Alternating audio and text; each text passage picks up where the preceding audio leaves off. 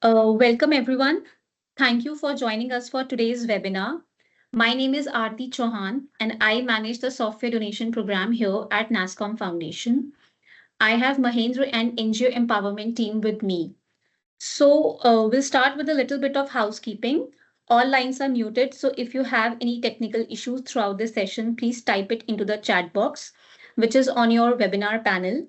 Also, if you have any questions during the session, please type it into the Q&A box. If you are on Wi-Fi connection and have multiple programs open, this can sometimes affect the quality of the audio and the video of the webinar. If possible, please close all other programs to help you have the best experience. Please note, this webinar is being recorded and the link of the recording will be available on the Nasscom Foundation YouTube page. Now, I would like to give an overview about Nasscom Foundation and NGO empowerment. Over to you, Mahendra.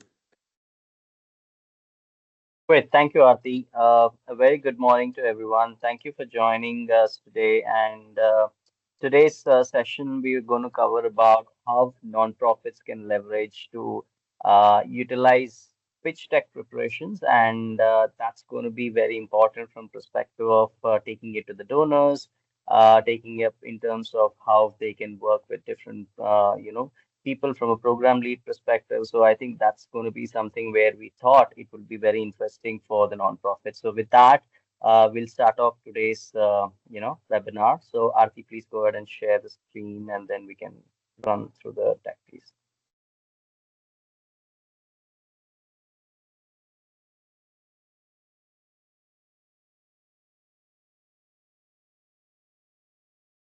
Just a minute, Okay. I think. Just Yeah, can you see my screen? Yes, Yep. yes. Yep. Okay, great. To start off with, Nasscom Foundation at a quick glance, we have been in this industry for the last 20 years, and we look at last mile impact, and we have a very strong nationwide presence, which can actually take it to the end beneficiaries of the last mile. And we are the only non-profit in India where we are representing the industry.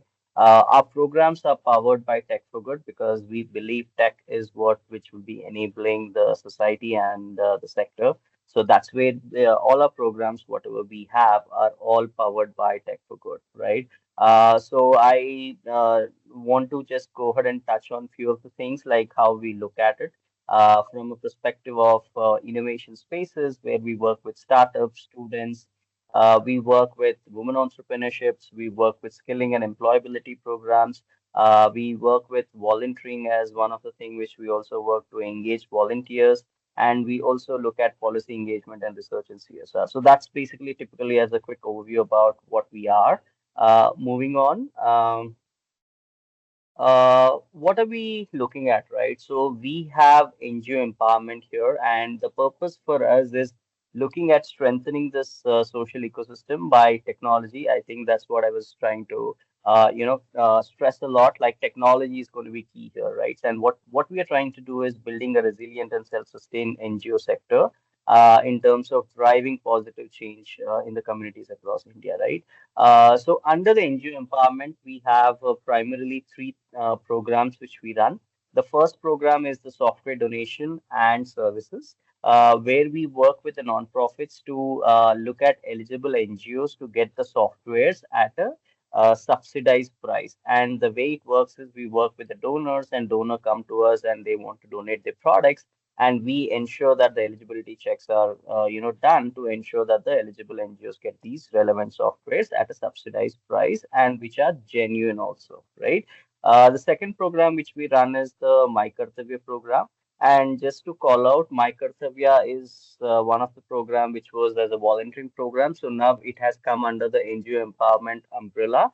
And what we are looking at is we understand that NGOs are in beneficiaries. So we are trying to look at a broader picture in terms of addressing the needs from the softwares and also the volunteering piece also, right? So under the My Kartavya, we have a couple of programs which we run. One is the skill-based volunteering, which is typically tech and skill-based volunteering, where volunteers can come, do some volunteerings in terms of mentoring, in terms of coaching, in terms of providing any skills which they have to the NGOs and non-profits. And we also have physical engagements where we do like painting activities, lake cleaning, and all of that stuff from a volunteering perspective.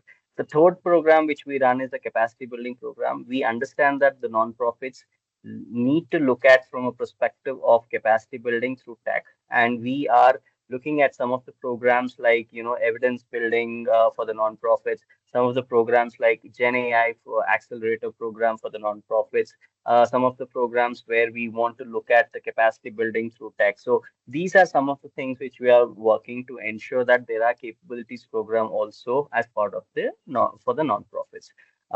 This challenges slide, we are trying to showcase that from a nonprofits who are there at a different journey, may it be like a small grassroots level nonprofits or a medium or a large NGOs.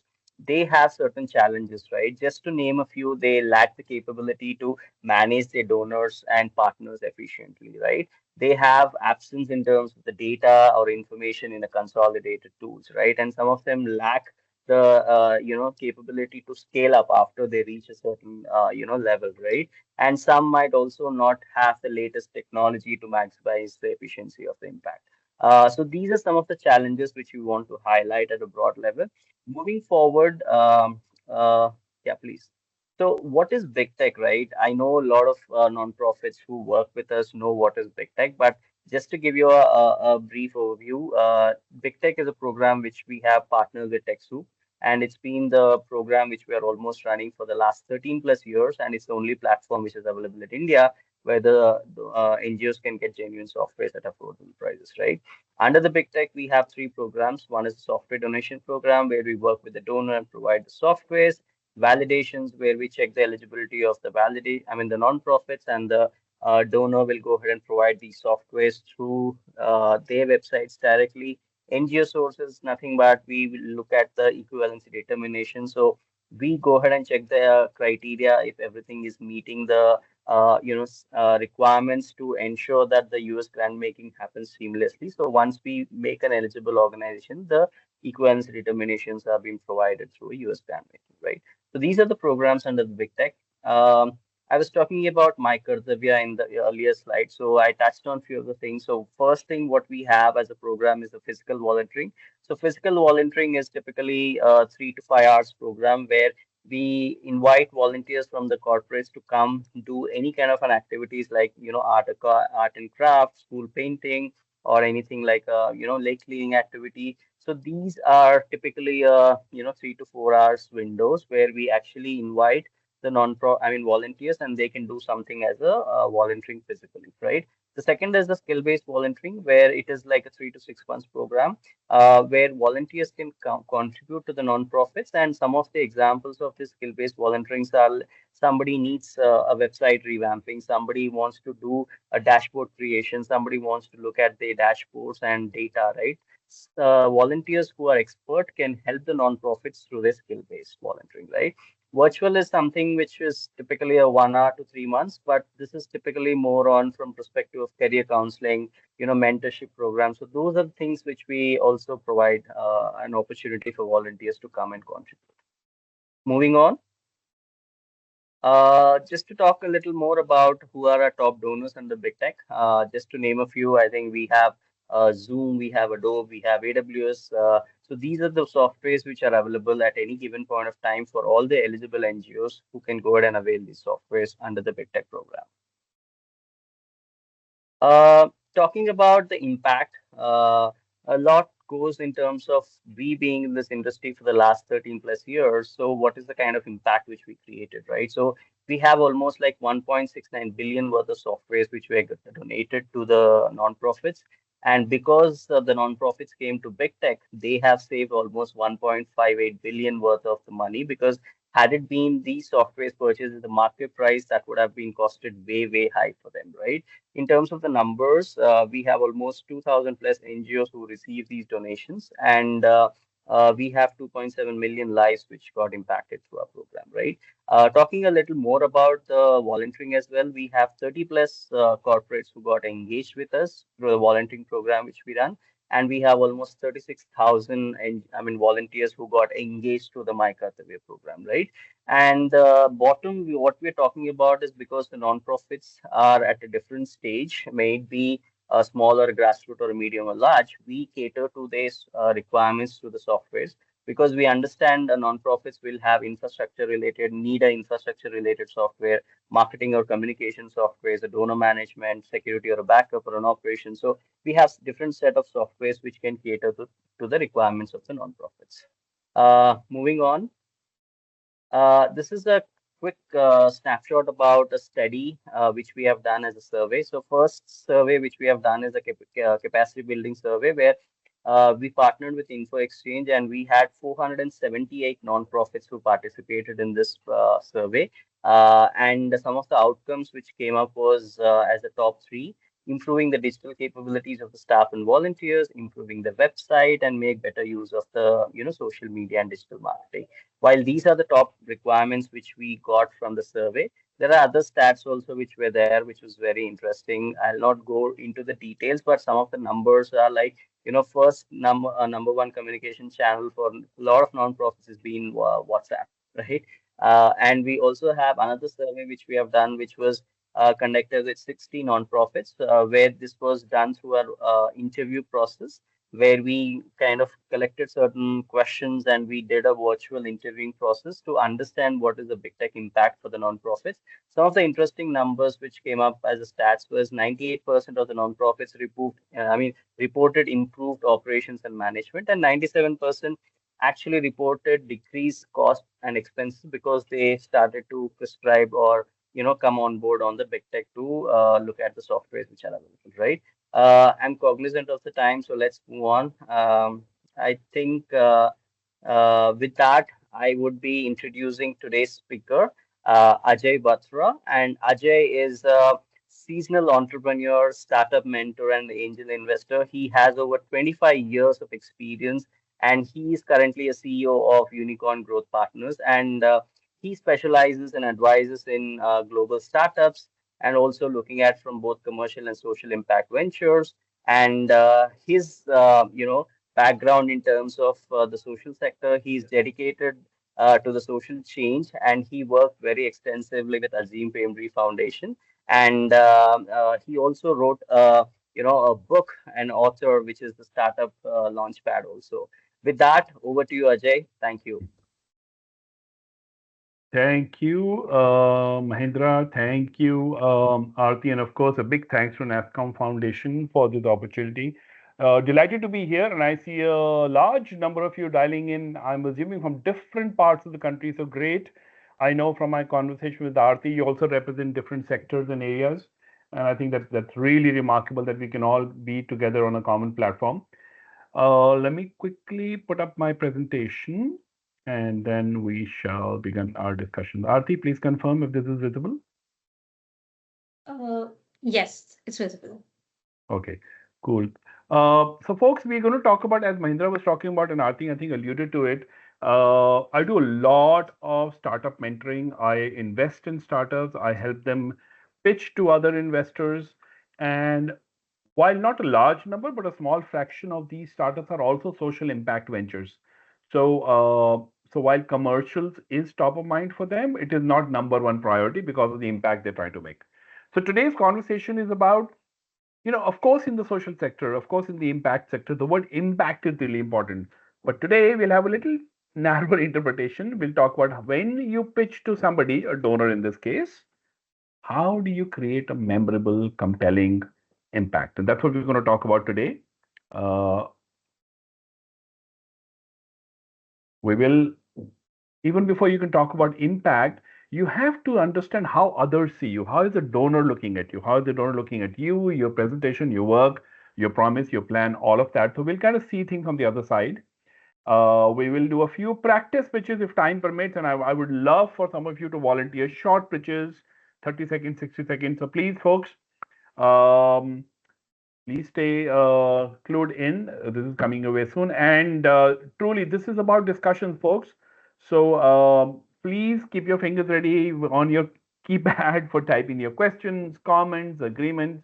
Uh, I would love to hear from you as you go along in this workshop. And we will, of course, keep a good pace given the time. Now, people often ask me, there's so much that gets covered these days. If you look around in the media, social media, newspapers, TV, startups tend to be ruling the roost. But people often ask me, is this also a good time to do some kind of a not-for-profit slash social impact venture? And I say, listen, this is just about as good a time as anybody. Actually, it is better, honestly, after COVID. The focus on um, sustainable development goals, focus on systems, focus on not just health, but economy, education, everything else actually has doubled, if you ask me. And the environment and the ecosystem for social impact ventures and NGOs, not for profit organizations, I think continues to strengthen. Look at Nasscom Foundation. And I've been associated with Nasscom Foundation of different capacity as an IT. I represent an IT company in the early days, by the way. Mahindra, early days of, very, very early days of Devang Mehta and Co. So we did a lot of work together, research reports and all that. So Deshpande Startup, Social Alpha, the Nudge Foundation, Azim Premji Foundation, honestly, about 10 odd years ago, there weren't as many support systems in the environment. A lot of NGOs struggled. Even talking amongst NGOs was a big challenge. Now, these platforms are not only offering you guidance and support, they're creating a platform where you can exchange ideas with each other. And of course, tech, and Mahindra talked a lot about it. Tech certainly has enabled and taken away a lot of the, let's say, inefficiencies, a lot of the hurdles we had. So, by and large, if you ask me, a great time to go out there and do good in a good way.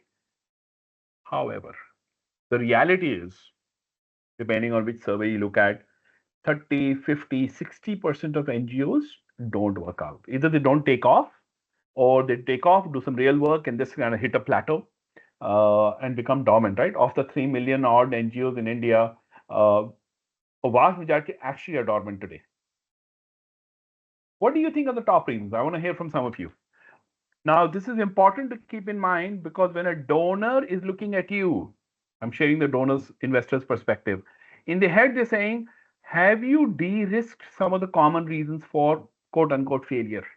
They're making that judgment in those 10, 15 minutes of your presentation. That do you know enough to prevent some of the mistakes that other NGOs have made perhaps in the past? So I don't know if I can see. If I can't see the comments, Aarti, help me out. So, what are some of the reasons? What do you think? Let's hear from you. Why do you think so many NGOs either don't take off or hit that point? Lack of Certain funds. lack of funds. Okay, good one. What else? That's coming from the comments, I guess. Most are around funds. Yeah. Go ahead. It's Go just ahead. one lack of funds. Go Yeah. ahead, folks. You can put your experience, right? What is your challenge? I'm not saying you're dormant or not doing well, but what challenges do you face? Okay, lack of skills. Thank you. Yeah. No Thank you. long-term vision. Long-term vision, lack of. Good one. Network, lack of processes. Great ideas. I love these. Thank you, Surya. Uh, Hiring people. Wow. Wow. This is good. This is good. You guys are taking off. I love your responses. I All think right. this is great inputs for you, Ajay. Yeah, no, this is So yeah, fantastic. No, this is, and you, all of you guys, thank you. Thank you. You guys are hitting the nail on the head. Scaling, Setu says limited funds, Neeru says limited funds. Thank you. Thank you, all of you. Building the organization, Sanjay's talking about.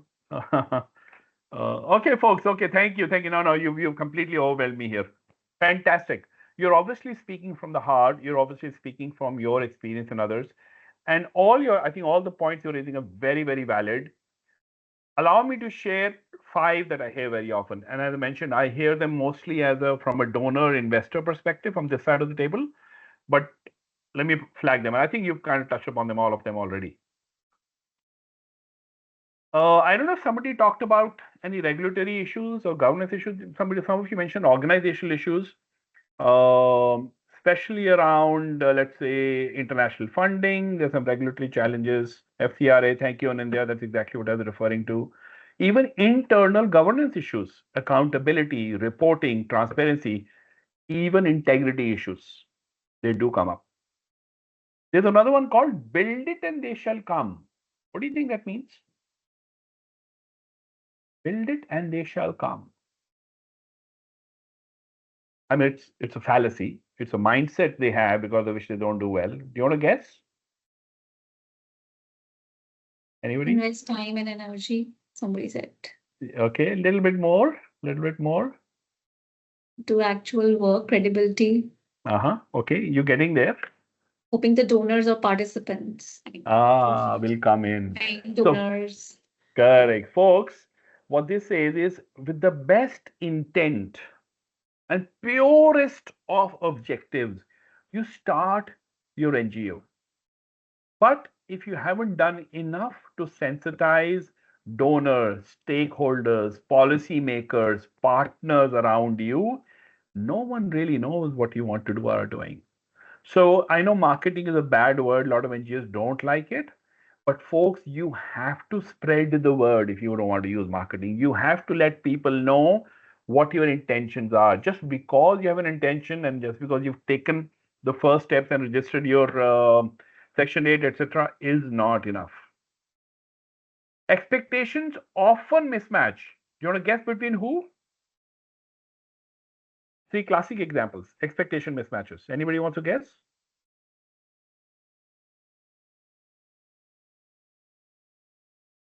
Okay, classic one. Expectation between donor and NGO. Thank you. Thank you. Tejashri, absolute bang on. That's one. Two. Absolutely. NGO and the beneficiary. Thank you. Third. Promises and delivery. Okay. Okay. I don't know where the money is going. Third one, you may be surprised actually, but we see that often there is an expectation or an alignment mismatch between core team members. We see that happening, unfortunately, a lot. Uh, People who start NGOs, two, three, four people together, often have different views of what they want to do, where they want to go. Should they raise? How visible should we go? How much should we focus on PR? How much of, let's say, CSR should we raise versus government funds versus other donors? Core team mismatches, alignment, even clashes, uh, mismatch within an organization, or even ego issues, folks. I'm starting to see over the last few years. Second last, I think some of you mentioned it. It's sometimes low impact, sometimes low measurable impact. You make the impact, but you have no real, objective way of demonstrating it. And number one reason, as I think all of you mentioned, not just funding, sustainable funding. And there are ways to address that sustainable bit, and we're going to talk about that today. Thank you, folks. I think I share all this. Yeah, team and executive board mismatches as well. You're right, within the team. I want to share with you how a donor looks at you. Now we're going to talk about pitch deck, right? We will talk about pitching. Do you want to guess how much time typically you will get in a pitch? Now, by the way, I understand if you're pitching, you may have already submitted a proposal before this. You may. The donor may have read it, may not have read it as they walk into your pitch. Do you want to guess how much time you will typically get? 3 to 5, 6, 30 seconds is harsh. 3 to 5 is on the lower. 3, little bit more. 10 is more like it. 5 to 10 minutes. You're right. 7 odd. 5 minutes of pitching, they'll say 5, 10 minutes for Q&A, in that range. Absolutely right. And by the way, this is no different than what a startup does. For startup, we actually a little bit harsher, if I may be honest. 5 present, 5 Q&A. With a lot of donor-specific pitches, we usually get 5 to 10 minutes for pitch and another 5 to 10, let's say, for Q&A. But never mind. The bottom line is, folks, you get, let's say, 8 minutes to pitch what you want to do in life, or are you doing it, or what you're doing in life.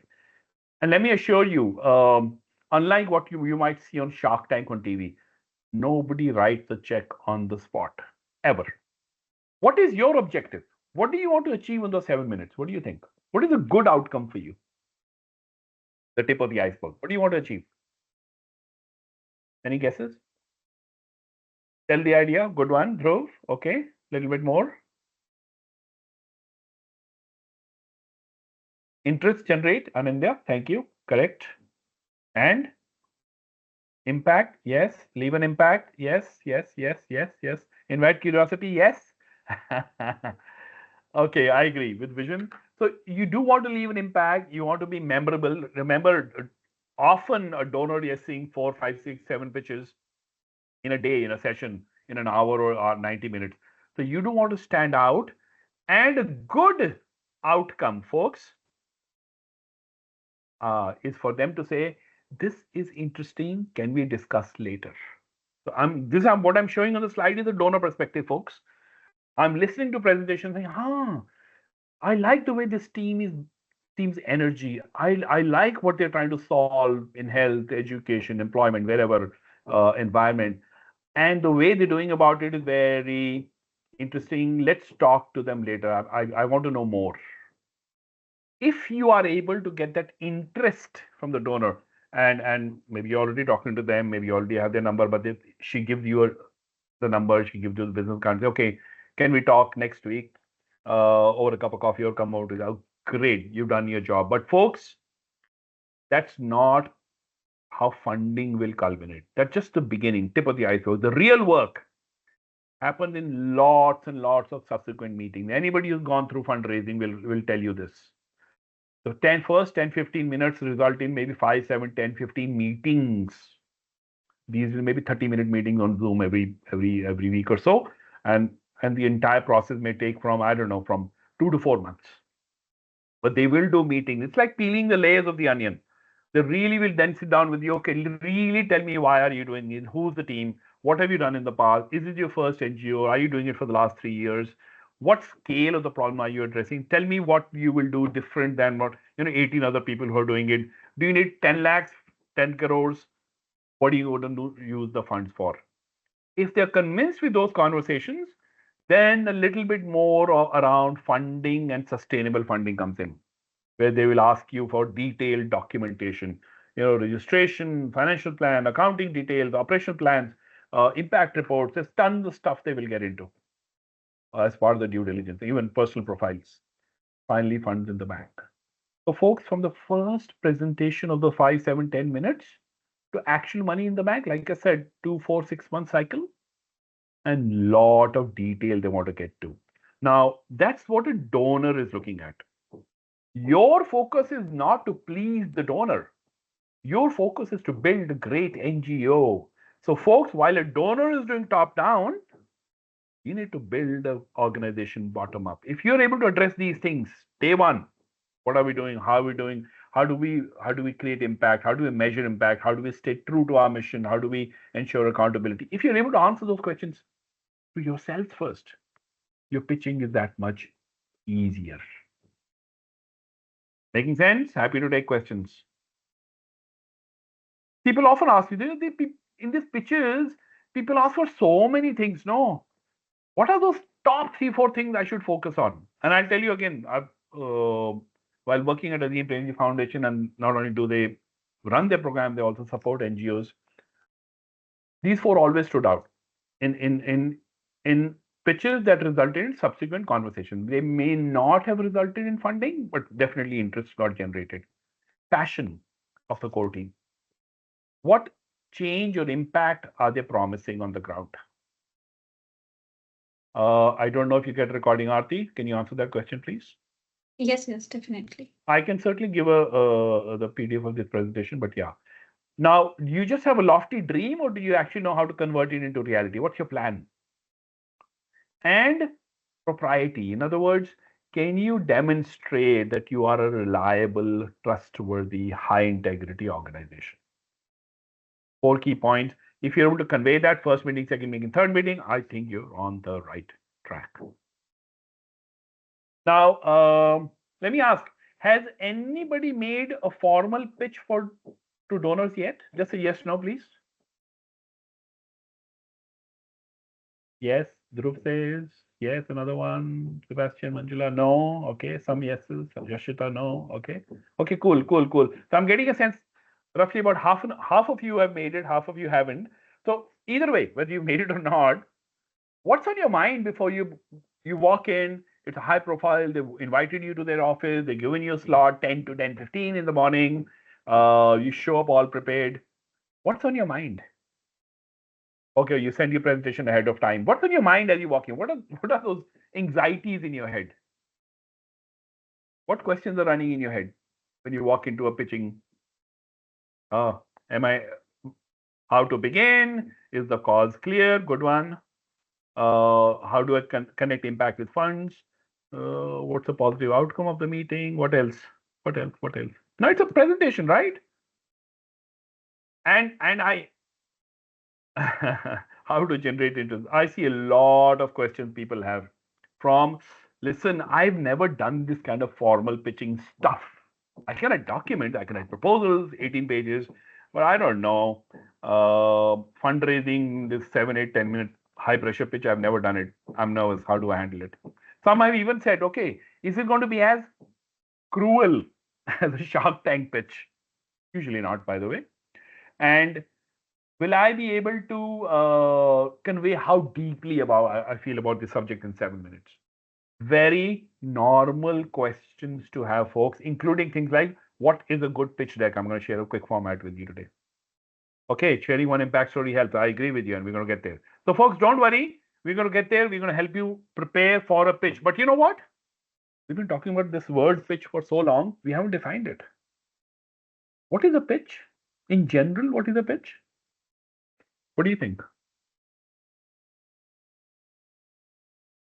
What is a pitch in any context? That's a hint. Okay, a teaser, a ask. Okay. What else? Who do you pitch to? Who do you pitch to in life? What you want to tell, explaining what you're doing in life. Call to action is a good word, good phrase. Show the vision. I agree. Who do you pitch to? Solution, I agree. But who do you, in life, who do you pitch to? Ravindra, thank you, telling your story. Who can you pitch to? Donors for sure. Anyone is what I read somewhere. And what else? So you're right. Pitching, stakeholders. So pitching actually, folks, it's not for raising funds. Pitching as a founder or a founding team or a core team of an NGO is a core skill for you. We are talking about donors, but you will see, especially if you are, you're out there every single day, you have to pitch to your beneficiaries. Why should they come to your program? You have to pitch to team members, interns, employees, policymakers, right? You're out there. So pitching really the general skill in which you convey your idea and compel others, as you rightly said, Smita, I think, compel others to take action. Yeah, including your own board for that matter. So we're going to talk about donors, but please keep in mind, everything we're talking about is a life skill. I definitely I say that to all startup founders. If you haven't mastered, learned, practiced the art of pitching, please do so. It's a survival skill. I do that for NGO founders and team members as well. Learn to pitch. Now, everybody's pitching style is different, context is different. What you say to a donor in 10 minutes and what you say to the secretary in a ministry in 4 minutes may not be the same, but you should be able to communicate your point. At the same time, there's some common issues I notice with NGO pitching, and because of which they don't get the desired results. You want to guess what those are? What are typical challenges in making a great pitch? When do you think a pitch is not so good? Could have been better? What are the reasons?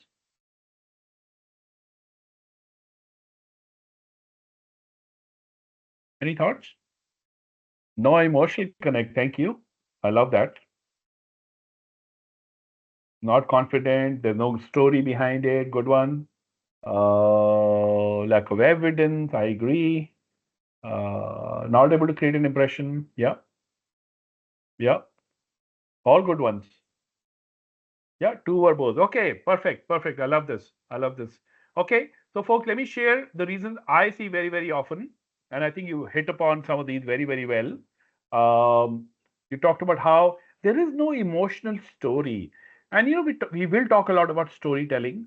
Pitching is essentially it is about storytelling, and lot of the action is triggered by the emotional response we are able to generate in our audience, but sometimes that's very analytical and not it doesn't have some of those emotional hooks.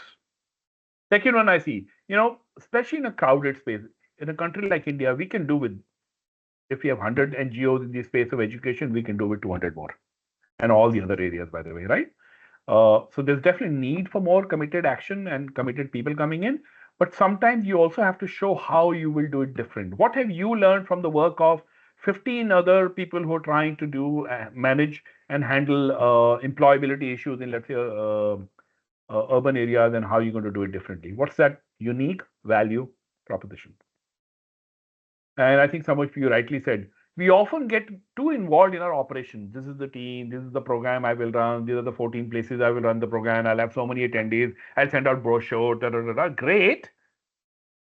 What impact are you shooting for? What is output and what is impact? Of course, you have to be very, very clear. Number four, not sure if anybody mentioned. What do you think it means? Number four.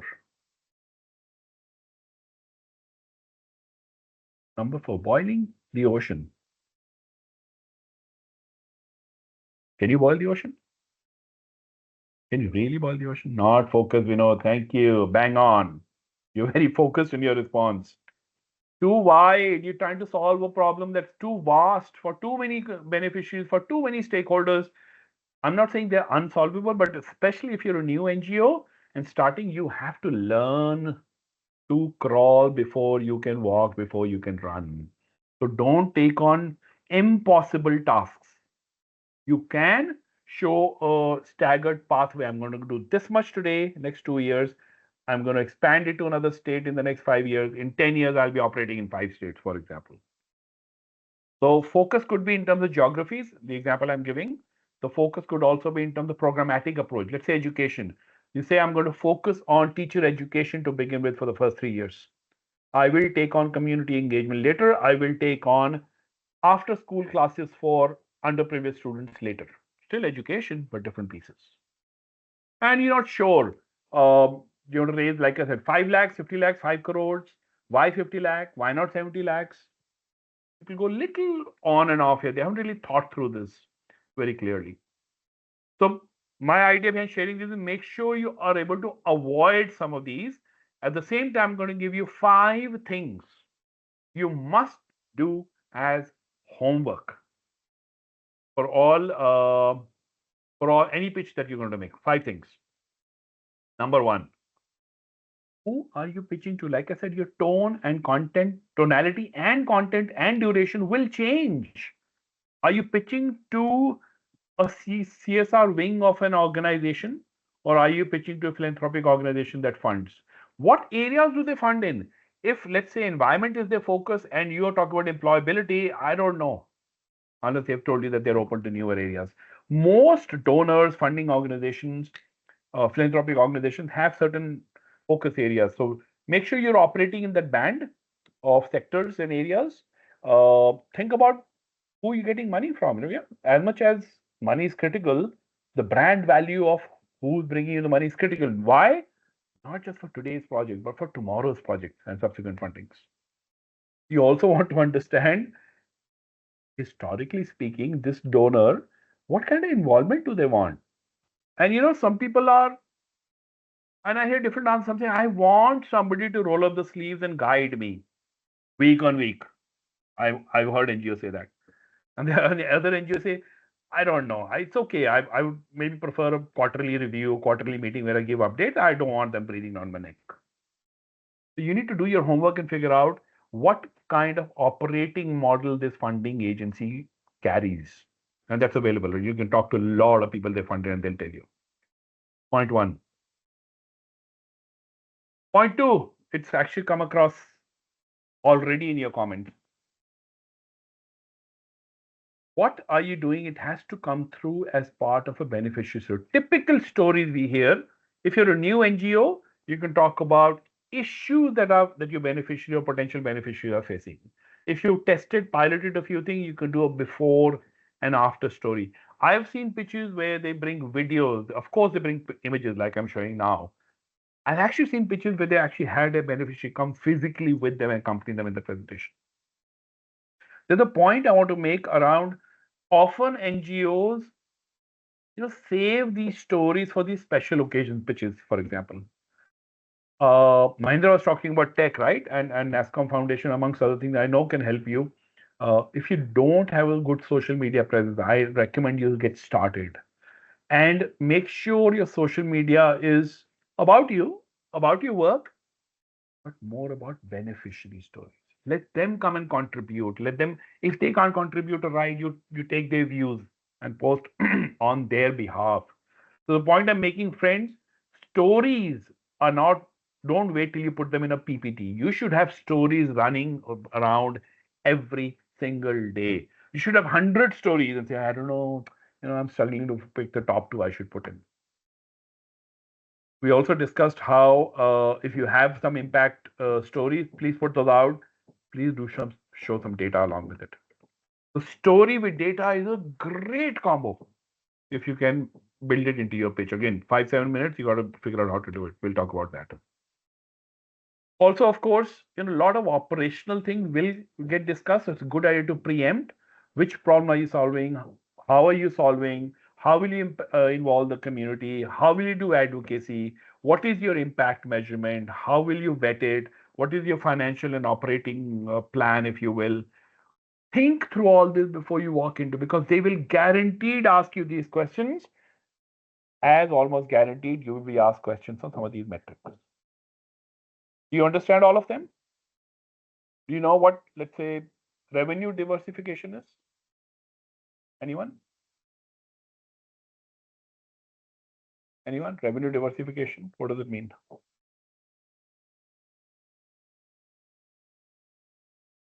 Well, it talks about how many sources or channels, yeah, across programs and across the sources as well.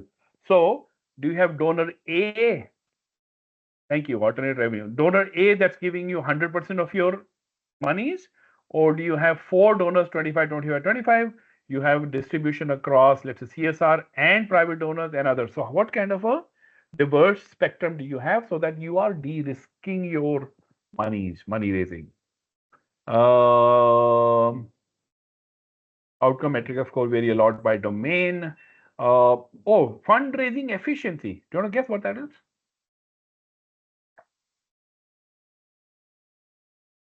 And I'll give you a startup equivalent. Fundraising efficiency. Broadly, what do you think it means? Hit miss, correct. Dedicated team, part of it, Anupama, Manjula and Anupama, part of it is dedicated team. I'll give you a startup example. In startup, there is a term we use called customer acquisition cost. Stable funding, little bit. So we're saying, what is the cost of raising funds? In other words, for every 100 rupees that you raise, what kind of salaries, time, and effort goes in raising those funds? Are you spending 20 rupees to raise 100, or are you spending 80 rupees to raise 100?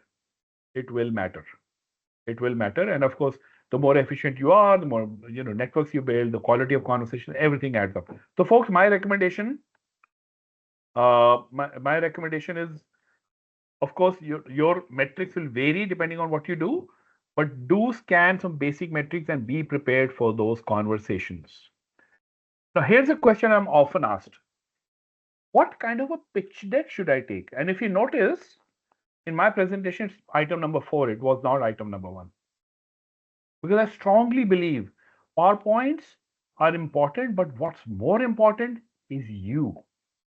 You telling the story powerfully, impactfully, visually. If you're able to generate that interest, say, I like what these guys are doing. This is so interesting. I love the fact that they've changed 100 lives in that village. If you can create that moment, that's more important than a PPT. PPT helps. I'm not denying it. Has anybody heard the 10-20-30 rule that I mentioned here from Guy Kawasaki? 10-20-30 rule of making pitch presentations. Anyone? No? Broad rule. Each pitch deck should have about 10 slides. Should take you for 20 minutes. I think it should be less, but near 20 minutes. And no font or no slide should be less than 30 slides. Don't put too much jargon. Don't over explain things in a PPT. You're there, you're standing there to talk. PowerPoint is just reminders. And remember this, very, very, very critical. They will not invest in paper proposals. They're investing in you. Last but not the least, I think it's number one, honestly, if you ask me. What is 30? 30 is the font size. So essentially, we're saying nothing on your slide should be less than 30 size font. 30 size font. Essentially, we are saying don't crowd your slide with text. Have visuals, have just bullet points. Kind of what you see right now. But the biggest point of a pitch is you. Because more than your idea, more than your mission, more than your organization, you standing in front, or you, or maybe let's say two of you are standing there, they're going to judge a lot of what you're promising based on you. So you have to really practice. And folks, I get it. A lot of us are not comfortable, familiar, experienced in it. But I've seen remarkable changes when people practice. I know of one NGO founder who was so shy, couldn't even have a one-to-one conversation. He went on to do TED Talks with hundreds of people talking about the great work he's doing through practice. Recorded, friends, mirror, he did all that stuff. Okay, folks, so a lot of this is actually doable through practice. I'm not going to touch upon this. I think we touched upon a lot of these 10 commandments around raising funds for your NGO. I do want to talk about it. People ask me this, should I be very honest or honest? I tell them there's no choice. You have to be totally transparent, because if you're not transparent in those 5-7 minutes and something comes up in the due diligence process in the second, third, fourth, or seventh meeting, it's going to reflect badly on you. So I would much rather have you be upfront about your issues or shortcomings, if you will, and let it be known. Of course, if you have 10 issues and only one strength, I'm not sure that's a great pitch. But if you talk about 10 great things you want to do and flag 1 or 2 risks, I think that's fine. We'll talk about that. Okay, folks, we're going to talk about a few examples. There is tagline or a party line, if you will. When you meet somebody and you want to introduce what you do in one line, 5 seconds, what you do and how do you do it? What change do you bring and how do you do it? 3 examples here. I'd love to have a volunteer or two. Simple 5-second explanation of what you do. Folks, you meet somebody and you want to explain to them what you do in 5 seconds. Come on. You can type. Spreading wellness. A little bit more, Vaidyanathan. Little bit more. It's broad. We protect wildlife. Okay, I'm not sure I'm able to read everything. Aarti, if you could read a couple for me, please.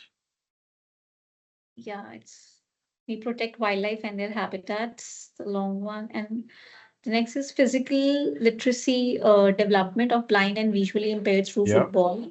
Yeah. Educating children using music as a tool. Yeah, now I can see them. Yeah. We use Tehadar to change lives. We use skilling for up. Okay, so education again, and education was too broad. If you know to out of school children, okay, good. Healthcare made available, empowerment making. I like this. Make that pregnant child was safe for every woman and a newborn. Very good. Okay, guys, pretty good. I have 2 observations based on all that you're typing in. Some of your answers are very short, little too broad. We bring smiles to violence survivors. Little bit more. How? The little bit of how was missing. And some places, for example, we enable building gender specific, a little too long.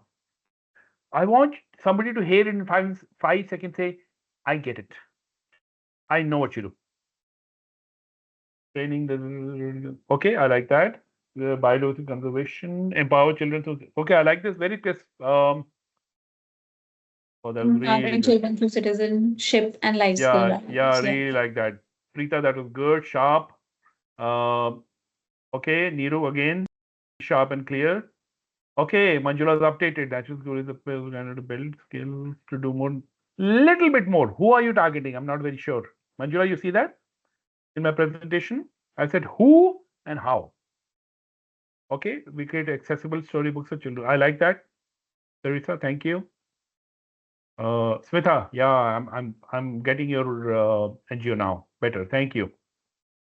So we enable India to manage solid. Little broad, Kavita. Are you talking about consumer waste, industrial waste? Little broad, little narrow would help. Okay, but I love it. You guys are getting the gist of it all. Uh, I'm gonna show you a very powerful tool. Not just a 5 second pitch, but let's say a 20 second pitch, 30 second pitch. Very popular in startups. It's starting to become popular in NGOs. It's called, okay, a little bit more around through theater. I'm seeing great folks. Keep working on it. Like I said, the more you put it out there, take feedback, the sharper it'll get. But I want to shift your focus to what is called an elevator pitch. Very common. Do you know why it's called the elevator pitch? Elevator pitch. Few seconds. Thank you, Manjula and Anupama. Yeah, yeah. Dhruv is also right. Less than a minute. Thank you. Nilima gets it. So here's the hypothetical scenario that you are in the hotel lobby, you press the lift button, and quick and moving Niru. Okay, that's sort of the interesting view of looking at it. And you get on a lift, and along with you, a donor walks in. You've never met. And both of you are going to, let's say, fourth or fifth floor. So you have those, whatever, 10, 15, 20 seconds. In those few seconds, you, of course, you'll say hello and you'll do the tagline, I do this with this. If you had that kind of time, 30 seconds, let's say, how will you, as Sai Babu says, introduce yourself? I'm going to share with you this template. Very interesting. Now, of course, you can customize it, change it, but here are some points I want you to understand. I'm taking Teach for India as an example. You first begin not by you.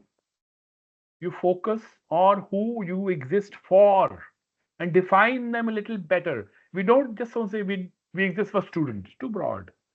Little bit, we're looking at urban students, ages so and so. Little bit better, right? What is their problem in life?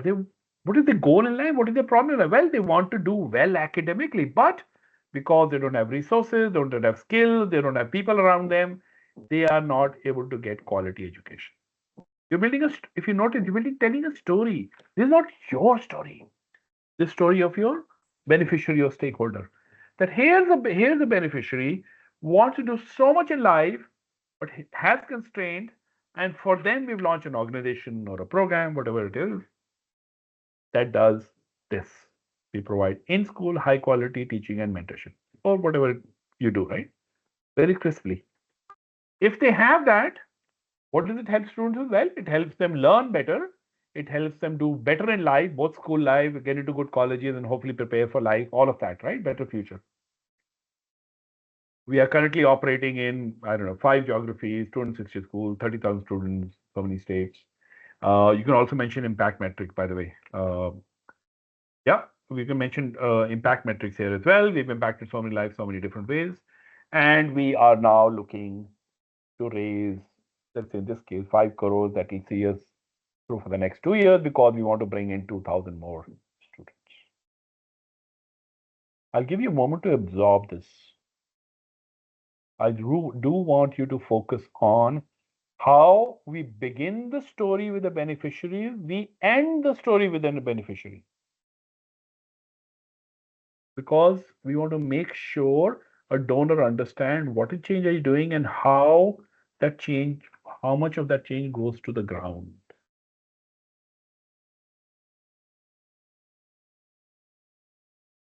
Okay, I would love a volunteer. It's okay.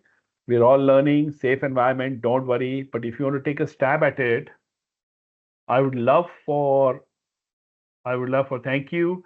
I would love for somebody to try this. The format is on the screen. Just try. It's okay. We'll learn. We're all learning here. Anybody? At least try the first 2, 3 maybe points in the template.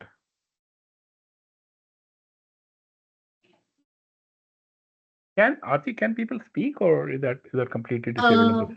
yes, they can. I'm just thinking that we are, about to time, so we have to take few live questions as well. So if they Okay. can, if they Okay. want, yeah, Quick one. Bhagyashri had raised her hand. Bhagyashri, if yeah. if Let me if you can just. unmute her, Bhagyashri, in 20 seconds, if you can do this template. Thank you, Bhagyashri, by the way, for volunteering. Yes, you can speak, Bhagyashree. You have to unmute yourself. Yes, I hope I'm audible now. Yes, thank Yeah. you.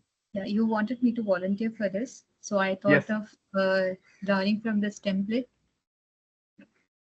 go ahead. Just run through it.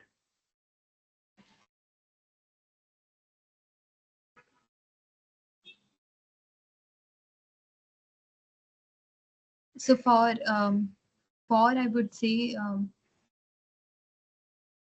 for people with disabilities and mostly graduate students, final year students, about 18 Mhm. years of age,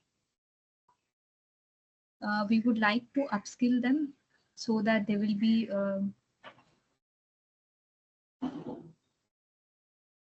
ready for placement, and we could minimize the gap. Mhm. But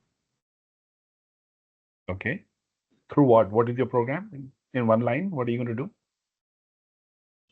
we will provide them upskilling in both tech and non-tech domain, Okay.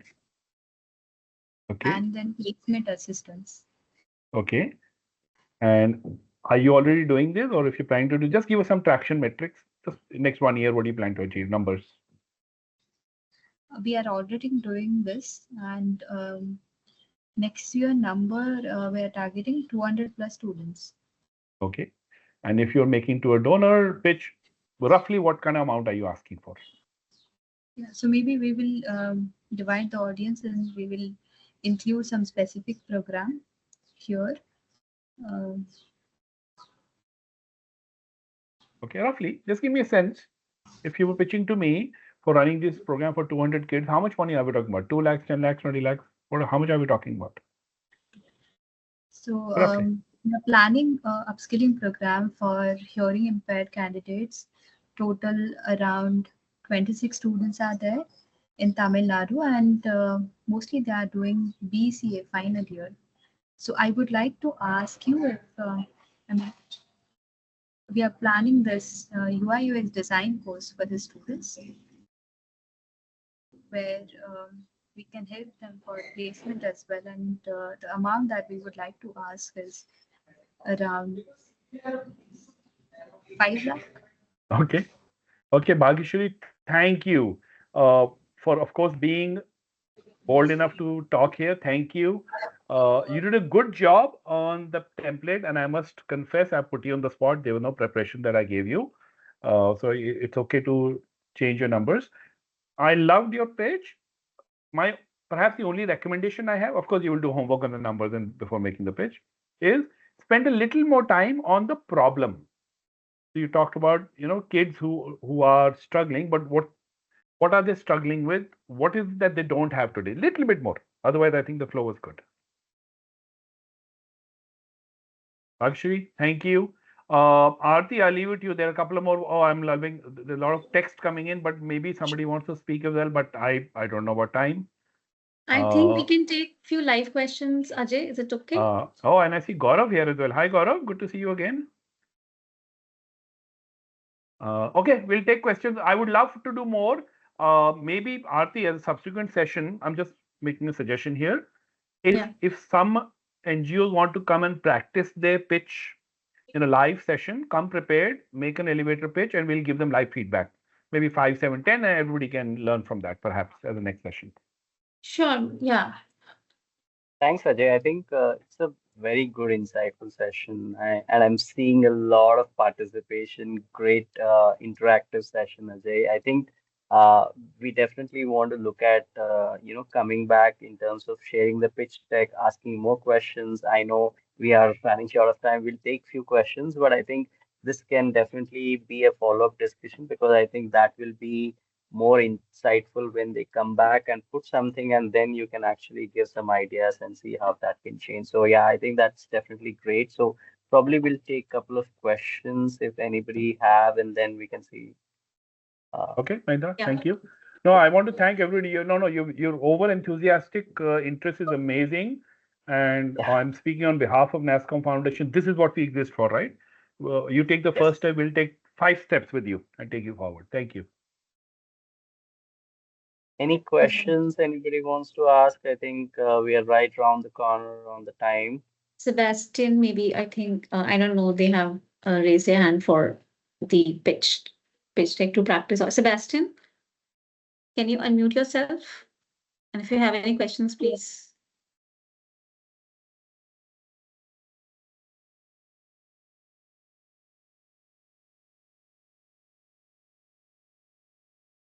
Okay, Adya.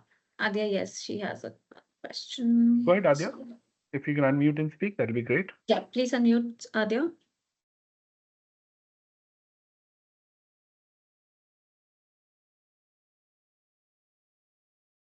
Hello. Yeah, hi. We can hear you, Adya. It's not Adya, it's Anupam. Actually, it's my daughter's school profile. Sorry. So, Okay, no problem. Hi, Anupam. hi, Ajay. So my question was the pitch part. So what if we are, talk pitching to a policymaker? Let's say, for instance, so we are developing, the tagline that you said. So I was thinking we empower consumers to identify responsible products, services, and projects through labeling. Like the Bureau of Energy Efficiency does a 1-star to 5-star labeling on their ACs. So we are labeling products, services, and projects similarly. And we have developed a environmental, social, and economic ESE rating system for that. So let's say if I am pitching that to a policymaker or multiple policymakers in different states, then how would the pitch deck change as compared to, let's say, an investor or a government official will be different than a private party? Yeah. Correct. No, great question, Anupam, which is why I said you will need to customize it, right? Depending on who you're pitching to, both the content, the story, and the duration, of course. So I'll tell you, while I was at Azim Premji Foundation, we did a lot of meetings and pitches, honestly, to the Ministry of Education, Joint Secretary, even the minister level. Um and of course, we all learn as you go along. There are three things that stood out for me when we were pitching to policymakers. It doesn't matter, central, state, whichever level. One, you have to connect it with the existing policies and programs. Because while we may think we're doing something great, it's very hard. There's a lot of inertia to bring something new. If you can show how it supports existing programs, 2, 3, 4, how it connects better, I think it's easier for them to decide. Two, I've noticed if you are able to bring case studies. Now, case studies could be India, right? Indore case study as a city that's done great on cleanliness brought to Delhi. Or in your example, by the way, Singapore has launched, I'm sure you're aware, a product labeling system called ABC, I think, which talks about the sugar content of each food item. So if it's relevant, bring case studies of where this has already happened, India, globally. It helps them overcome some of their implementation issues. Three, you should have some bit of an implementation conversation as part of the pitch, because I'll be honest, a lot of the people in policy hear a lot of good ideas, but talk to them. Maybe they won't tell you sitting in the chair, but take them out for dinner or a beer, and they'll tell you, Ajay, कहानियां बहुत सुनते हैं, action बहुत कम दिखता है. It's unfortunately truth both for government, within government and organizations that government support. So if you can show how your execution will be different, better, sharper, it will get you the attention. So top of mind, Anupam, these 3 points. Thank you so much, Ajay. It helps. Thank you. Thank you. We can take one last question. Anyone? Professor Radha Kumari, maybe. I'll just.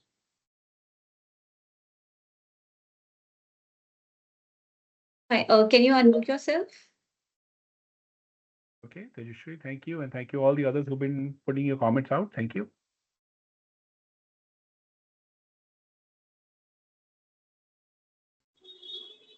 Hello. Yeah. Am I audible? Yes. Yes, you're now. Yeah. Thank you for this opportunity, and good afternoon, everybody. This was a beautiful session that we went through. I need, I'm from Sure Trust, which is a NGO helping the educated unemployed rural youth in upgrading their skills in emerging technologies completely free of cost. Okay, so the vision is to make this as a one-stop platform for all the educated youth to upgrade their skills in trending technologies. Okay, and given this scenario, we are working also in coordination with AICTE. So you can find Sure Trust internship programs in AICTE. I needed one suggestion. Since these internship programs are the current requirement for all colleges and students, many students enroll for these internships on AICT portal. Around 1,600, 1,500 and odd students are now, since we are an NGO and we are not raising funds from anywhere, and we do not have full-time employees, but we are managing with volunteering support. It is becoming difficult for us to select one student on AICT portal, to group them into different, skill training. Okay. Earlier, there was a provision of bulk downloading of these resumes. Now it is, somehow cancelled. But, the genuine NGOs, like us, are the sufferers. There are some NGOs which have misappropriated the facility given to them. Even I got to know that, the students come to me and they say that they post that the internships are free of cost, but they say, pay some 200 rupees for processing fees and then 1,000 rupees for certificates and all that. Can any one of you help us in this regard? Because I'm, as you all know, I'm a retired professor. 2019, post my retirement after 33 and a half years of teaching experience, we started this initiative on the ethos of giving back to society with like-minded students and friends.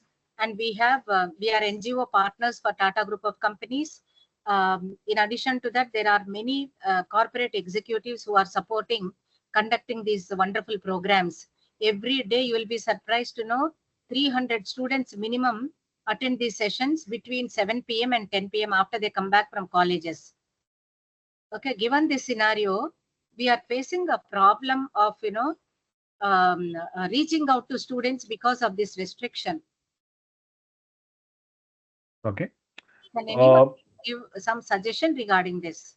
Yeah, I don't know specific session, but Professor Radhakumar, thank you first of all. I think it's a great initiative. And we talked so much about tech. In fact, the whole heart of this program is tech, and tech is changing, tech is evolving. Somebody who graduated even with engineering degree 3, 4, 5 years ago and has not kept in pace will soon become outdated. And somebody who's never had a technology experience, of course, there's a huge gap to plug. So I don't know specific answers, but on behalf of Nasscom Foundation, I'm hearing two issues. One is the technical challenge of kind of filtering and sorting and accessing student names. So maybe Yes. that's a conversation either with AICT or some plugins could be done. I don't know. Mahindra, some tools can be done to scrape that data. I don't know. That's one. Two, you didn't mention it, but I also think if you haven't raised funds, then you should think sustainability and scaling up for your own organization and see if you want to formally perhaps get some funding, and then we can help you prepare and all that. Yes, actually, we started this initiative as a registered NGO in 2020 July. First, we wanted to experiment because, few years before my retirement, I myself upgraded my knowledge in blockchain technology and all that. So, after successfully implementing and then understanding that there is a vast scope for converting this into a big skill bridging university. Okay, now we are thinking of taking support for raising funds. If you Okay, can so help us. here's okay, this is Mahindra. Here's what we can do. I think as part of the next steps, can you just drop a note to Aarti? I think Aarti will just share her email ID, and then we will stay in touch. And Aarti, let's connect and understand where some of the best practices or some of the insights or whatever we do in the SIFI program, if that can be helpful. We can try and see if that can bring some common synergies, and we can see how that can be helpful for you, right? So with that, I know we are running short of time, but it was a very great and very insightful session, Ajay. I really want to take this opportunity to thank you because your inputs and insights have been very helpful, and I'm sure the nonprofits have got a lot of insights. And what I think we'll do is, as we were running short of time. Whoever have any questions, please feel free to drop your questions. We will try and reach out to Ajay as a follow-up discussion to answer to address some of your questions. And I think it's a good point to see if we can have a follow-up discussions on more pitch decks. If you have something, you can always reach out to Aarti and we can see if we can have a follow-up session. We normally also have an office hours kind of an atmosphere where we have nonprofits come and talk more interactive in terms of what they need and what they have. So we can look at that kind of session also. With that, I think we'll kind of go ahead and end this today's webinar. Thanks a lot, Ajay. Any closing comments from you? Happy to hear that out. Otherwise, thank you, everyone. So over to you, Ajay. Thank you. No, I want to thank Mahindra Aarti and the entire Nasscom Foundation team. Great opportunity to bring everybody together. But I want to do double thanks to all participants. I'm loving your participation. I'm getting to know you a little bit more. I wish there were time. But please, we're here to support you any which way we can. And all I want to do is send you best wishes for all the good work you're doing. Thank you. Thank you, Ajay. Thank you. Take care. Thank you, All right. everyone. Thank you, everyone. Thank you.